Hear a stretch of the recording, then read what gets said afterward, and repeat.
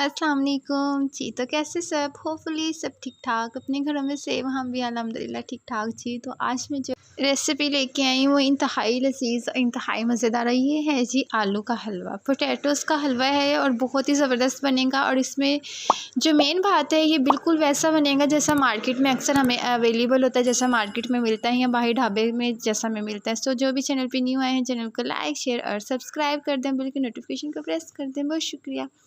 So start करते हैं। बिस्मिल्लाहिर्रहमानिर्रहीम जी। तो मैंने कुछ फूड कलर पानी में ऐड कर दिया है, बिल्कुल चुटकी के बराबर मैंने ऐड किया है। इसको हमने बॉयल होने के लिए रखना है और इसमें पोटैटोज़ भी ऐड करने हैं। पोटैटोज़ को पील ऑफ कर लिया था मैंने, ठीक है, छोटे छोटे पीसेस में मैंने कटिंग भी कर लिया था और फिर मैंने इसको पानी के अंदर ऐड कर दिया था। सो मेक श्योर जो आपके पोटैटोज़ हैं वो बहुत ही अच्छे से गल जाने चाहिए, क्योंकि ये जितने ज़्यादा अच्छे से गल जाएंगे उतना ही ज़्यादा हमें इसका अच्छा और बेहतरीन रिज़ल्ट मिलेगा। जैसे ही तकरीबन ये काफ़ी हद तक बॉयल हो चुके थे, आपने इसी तरह किसी फ़ोर्क की मदद से एक अदद निकाल के चेक कर लेना है, टेस्ट कर लेना है कि अच्छे से बॉयल हो गया है। तो आपने इसको स्ट्रेन कर लेना है। स्ट्रेन करने के साथ ही जो पहला और मेन स्टेप है वो आपने फटाफट से करना है, ठीक है, इसमें कोई भी देर नहीं करनी है आपने। चेक करें जी, हमारे जो पोटैटोज़ हैं वो बिल्कुल ही बॉयल अच्छे से हो चुके हैं। उसके बाद जो मेरा पहला स्टेप है वो ये है कि आपने इनको अच्छे से मैश करना है। यहाँ पे चाहें तो आप कद्दूकश भी कर सकते हैं, ठीक है, ग्रेट भी कर सकते हैं, बट मैंने इनको अच्छे से मैश किया है। यहाँ से आपने एक बात माइंड में रखनी है कि जब अपने पोटैटोज़ को मैश करना है, आपने परफेक्टली इनको मैश करना है कि 1% भी इनमें कमी नहीं रहनी चाहिए, क्योंकि अगर तो आप यहाँ पे अच्छे से इसको मैश कर लेंगे तो बाद में आपके लिए पकाना इसको बहुत ही ईजी हो जाएगा।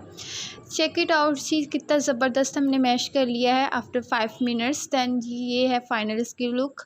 और अब हम चलेंगे नॉन स्टिक कढ़ाई की तरफ और हमने इसमें देसी घी ऐड किया है। आप चाहें तो इसमें vegetable oil, it's up to you, आपको जो अच्छा लगता है आप ऐड कर सकते हैं, ठीक है। उसके बाद जैसे ही मैंने इसके अंदर देसी घी ऐड किया है, हमने जो पोटैटोज़ को मैश किया हुआ था वो हमने इसके अंदर ऐड किए हैं। देखिए कितने स्मूथली मैश किए हुए हैं, बहुत ही ज़बरदस्त इसका टेक्सचर लग रहा था। सेम यही पोटैटोज़ का आपका भी होना चाहिए। जैसे ही आप घी गर्म हो जाए, आपने उसके अंदर पोटैटोज़ को ऐड कर देना है और जहाँ से आपने चम्मच 1 मिनट के लिए भी नहीं रोकना। चम्मच को हिलाते जाना है और इसको हमने घी के अंदर फ्राई करना है बहुत ही अच्छा, अनटिल जब तक जी इसका कलर ब्राउन नहीं हो जाए, मतलब लाइट ब्राउन हो जाए, ज़्यादा ब्राउन हमने इसको नहीं करना है। जैसे ही इसकी लुक थोड़ी चेंज होना स्टार्ट हो जाएगी, तब हम अपने नेक्स्ट स्टेप की तरफ चलेंगे।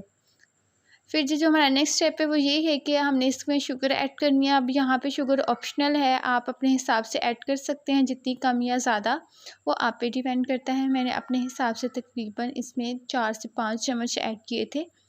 उसके बाद क्योंकि चीनी अपना भी पानी छोड़ देती है, सो हमने इसको फिर से कुक करना है। और यहाँ पे इलायची है मेरे पास 2 अदद पीस है, मैंने वो ऐड किए हैं। ये ऑप्शनल है, आपको फ्लेवर पसंद है तो आप ऐड करें, अगर आपको फ्लेवर नहीं पसंद तो आप स्किप कर सकते हैं। उसके बाद हमने फिर से इसको चम्मच की मदद से प्रेस कर कर के अच्छे से मैश करना है। साथ साथ हमने इसमें किसी भी किस्म के लम्स नहीं रहने देने, ठीक है, बिकॉज़ लम्स के बगैर ये बहुत ही अच्छा बनता है। उसके बाद ही आपने आहिस्ता-आहिस्ता इसमें दूध ऐड करते जाना है। मैंने हाफ़ केजी पोटैटोज़ लिए थे, ठीक है, हाफ़ केजी के हिसाब से ही मैंने हाफ़ कप दूध था। इसमें दूध बिल्कुल भी ज़्यादा नहीं है डालने की आपको ज़रूरत, हाफ़ कप भी इनफ़ है। मैंने आहिस्ता-आहिस्ता दूध इसमें ऐड करना स्टार्ट कर दिए थे और चम्मच की मदद से इसको मिक्सअप किया है। और जब मैंने हाफ़ कप पूरा ऐड कर दिया, फिर हमने अच्छे से चम्मच की मदद से मिक्सअप करके इसके ऊपर ढक्कन दे दिया था। अब यहाँ पे हमने 5 मिनट के लिए इसको पकाना है। 5 मिनट पकाने के बाद हमने इसके ऊपर खोया ऐड करना है। खोया भी ऑप्शनल है, अगर तो आपके पास नहीं है तो आप इसको स्किप कर सकते हैं, अगर आप ऐड करना चाहते हैं तो आप ऐड कर सकते हैं। जैसे ही खोया थोड़ा मेल्ट हो गया तो हमने उसको अच्छे से मिक्सअप किया। खोया मेरे पास फ्रीज़ हुआ पड़ा था, सो इसलिए मैंने इसको थोड़ा दम पे रखा था, तो बहुत अच्छे से सेट वेट हो गया था। उसके बाद जैसे ही हमने इसको मिक्सअप किया है तो ये बिल्कुल ही रेडी हो गया था। देखें जी इसका टेक्सचर देखें, इसकी कंसिस्टेंसी देखें कितनी ज़बरदस्त आई है। और ये तकरीबन जो हमारा हलवा है वो डन डन डन डन है।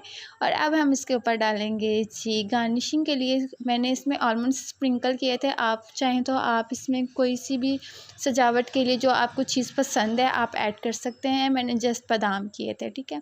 उसके बाद ही ये है जी इसकी फ़ाइनल लुक।